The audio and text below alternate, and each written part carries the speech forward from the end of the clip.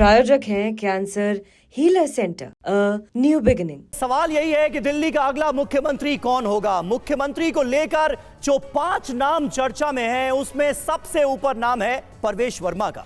परवेश वर्मा के अलावा और कौन कौन?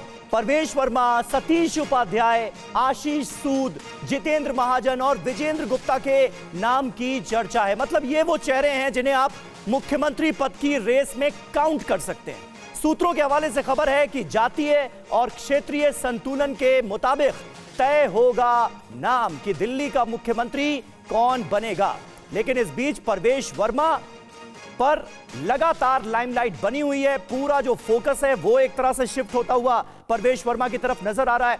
और आज सुबह से भी हम परवेश वर्मा को लगातार देख रहे हैं। कभी वो मंदिर में पूजा अर्चना करने जाते हैं तो कभी अपने पिता, जो कि दिल्ली के मुख्यमंत्री भी रह चुके हैं, साहिब सिंह वर्मा, उनके समाधि स्थल पर भी पहुंचे। तो दिल्ली का सीएम कौन होगा, कौन कौन से वो नाम हैं जो रेस में आगे चल रहे हैं, वो हमने आपको बताया। लेकिन क्यों इनके नाम की चर्चा हो रही है, तो देखिए वो वजह और कारण भी आपको बताते हैं। एक एक कर इन सब चेहरों के बारे में चर्चा करेंगे। तो सबसे पहला और अहम नाम, जिनकी तस्वीरें भी अभी हमने आपको दिखाई, परवेश वर्मा। जाहिर सी बात है सबसे ज्यादा चर्चा में इस वजह से भी है क्योंकि मुख्यमंत्री अरविंद केजरीवाल, जो कि अहम चेहरा थे आम आदमी पार्टी का, या वही चेहरा थे आम आदमी पार्टी का, उनको उन्होंने हराया। लेकिन देखिए ये तमाम वजहें हैं। नई दिल्ली से अरविंद केजरीवाल को हराया, सबसे बड़ी और अहम वजह। लेकिन दिल्ली का सबसे बड़ा जाट चेहरा भी है वो, संघ और संगठन के बहुत करीबी हैं और अब तक कोई चुनाव नहीं हारे। इसके अलावा दूसरे राज्यों के जाट वोटरों तक भी एक अहम मैसेज जाएगा अगर परवेश वर्मा को मुख्यमंत्री के पद के लिए चुना जाता है। बिल्कुल, तो पहला नाम परवेश वर्मा का और दूसरा सतीश उपाध्याय का। ये रेस में क्यों है, इनका जिक्र क्यों हो रहा है, वजह देखिए। दिल्ली में बीजेपी का ब्राह्मण चेहरा है सतीश उपाध्याय।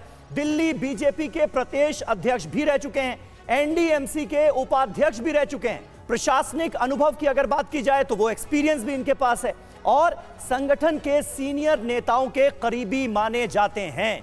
इसलिए सतीश उपाध्याय का नाम भी रेस में आप मान सकते हैं। जी, और अगला चेहरा है विजेंद्र गुप्ता का। देखिए ये बहुत अहम चेहरा है क्योंकि वरिष्ठ नेता हैं दिल्ली बीजेपी के। बीजेपी का एक बड़ा वैश्य चेहरा भी है, वैश्य समाज से आते हैं। लेकिन उसके अलावा बीजेपी के अध्यक्ष भी रहे हैं दिल्ली बीजेपी के, और इस वजह से भी एक बड़ा चेहरा है।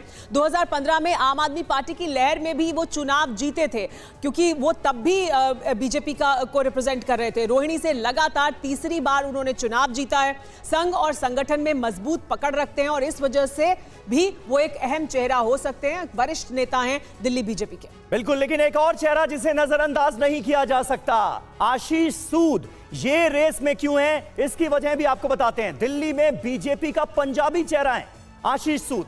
जनकपुरी सीट पर बड़े अंतर से इन्होंने जीत दर्ज की है।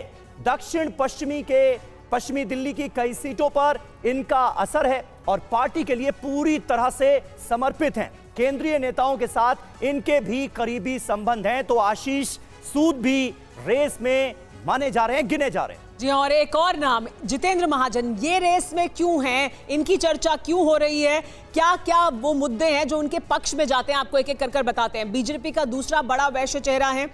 इसके अलावा उत्तर पूर्वी लोकसभा सीट पर इनका असर है, यानी काफी बड़ा क्षेत्र है जिसमें उनका असर है। आरएसएस के बहुत करीबी नेताओं में से एक हैं, यानी आरएसएस के जो करीबी नेता हैं दिल्ली में, उनमें से एक हैं जितेंद्र महाजन। पहले भी दिल्ली से विधायक रहे हैं और पार्टी के पुराने और समर्पित नेता हैं, यानी पार्टी में लगातार काम करते रहे। तो पुराने और समर्पित नेता हैं दिल्ली बीजेपी के लिए एक अहम चेहरा है जितेंद्र महाजन और इस वजह से वो रेस में है।